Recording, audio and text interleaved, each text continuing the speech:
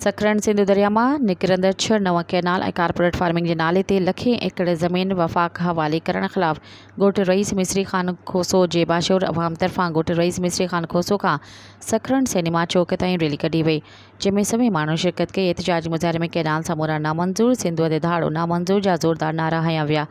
एहतजाजी मुज़ाहिरे दौरान अगवान समाजी अगवान जमालुद्दीन खोसो, social worker Ziaur रहमान खोसो, मोहम्मद हाशिम खोसो, अली मोहम्मद खोसो, उस्ताद खैर मोहम्मद लाखो, डॉक्टर अमजद खोसो, नईम खोसो, दीदार खोसो ॻाल्हाईंदे चयो त सिंध हुकूमत ऐं वफ़ाक़ी हुकूमत साज़िशी पॉलिसियुनि ज़रिए सिंध जे माण्हुनि खे कंगाल करण जी रिथाबंदी करे रही आहे।